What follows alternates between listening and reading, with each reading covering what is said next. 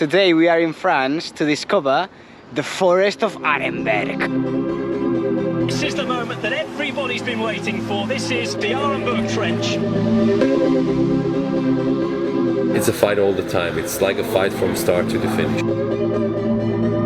It's more like a slow killer. You get empty, you lose all the energy, and then when you try to accelerate, the legs don't work anymore.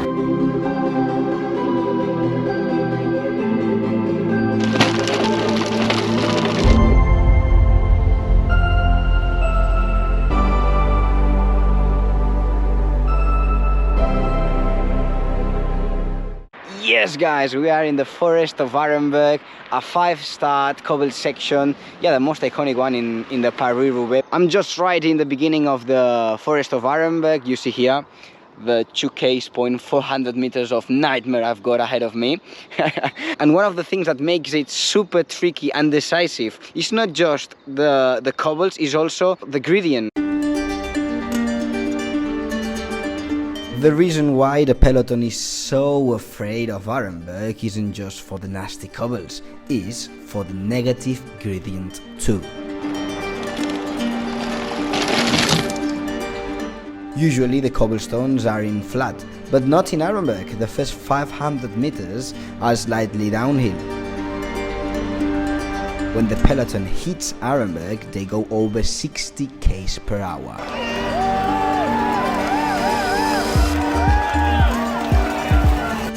Handling your bike at that speed, on the roughest cobbles of the planet, surrounded by tens of cyclists who fight to overtake you, provokes crashes. Dreadful crashes.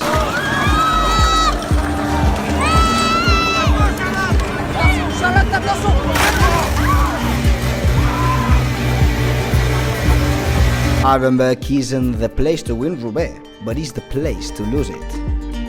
And it's been like that since the late 60s.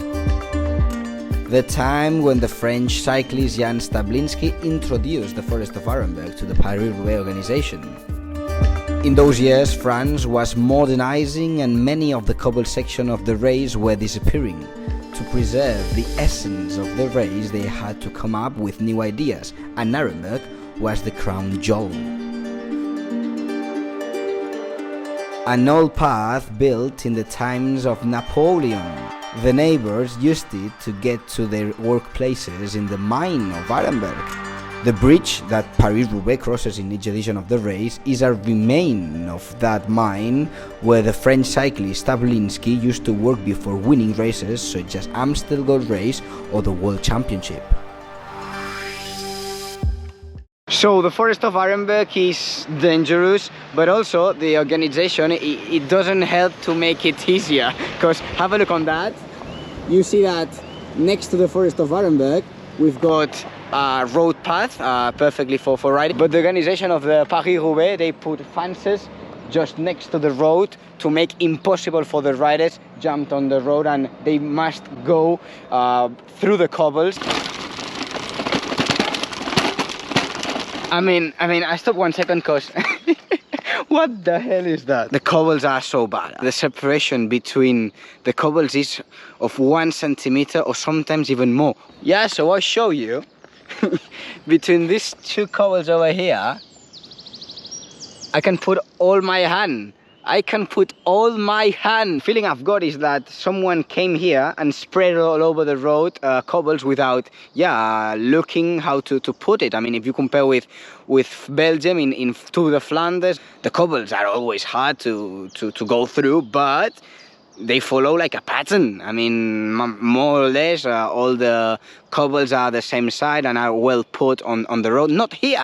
Here is an authentic chaos. I mean, you've got firstly you've got big gaps between one cobble and the other. That makes that your front wheel can get in the middle of the separation between 2 cobbles, and you can crash. But then it's not just the separation between cobbles, it's also the shape of the cobbles. I mean, the president of the organization of the Paris-Roubaix says that these are the worst cobbles that he has ever witnessed, because the shape is really weird. I mean, there's cobbles of different size. You've got one big cobble, then there's another cobble much more smaller, and then they are not well put. I mean, you've got one cobble looking to the north north, and another cobble looking to the east, and another cobble looking to the south. And yeah, I'm happy I brought my spare bike in this trip, because yeah, I thought that riding here would be tough, but not that tough. It's crazy. I feel nauseous, believe me. Never had a lot of shit come easy. Had to work hard, struggle just to be me. Had to rise up just so they could see me. Did what I had to do just to feed me, and what was left over I put towards my dreaming. It's only worth it if you work for it. It's only worth it if you work for it. I won't stop till they hear me now. I won't stop till I wear the crown.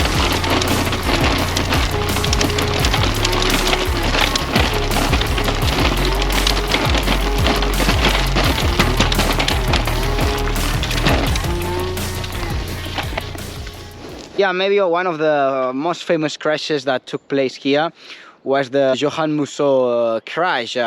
He broke his knee riding the Forest of Arenberg, and yeah, some years later he won the Paris-Roubaix, and when he crossed the line, his celebration, instead of doing some weird celebration, yeah, he pointed out his knee, remembering everybody that years ago he had suffered a very nasty crash on the Forest of Arenberg, and he came back some years later. That's the end of the Forest of Arenberg. A nice thing about the Arenberg forest is that the road is closed for cars, motorbikes, and you just can access by bike, running, or yeah, or for sure by foot, and that makes it that you can enjoy it a lot, this section. My feedback after doing the Forest of Arenberg is that it's tougher than what I thought. I mean, I also took some pressure off my wheels, I mean, like 4 kilos, but even doing that, yeah, it was so hard to go through the Forest of Arenberg. Hope you enjoyed the video, and if you don't believe me that this section of cobbles is very tough, come on guys, come here and test it yourself. I mean, for sure you will enjoy, but you will suffer as well. Ciao guys.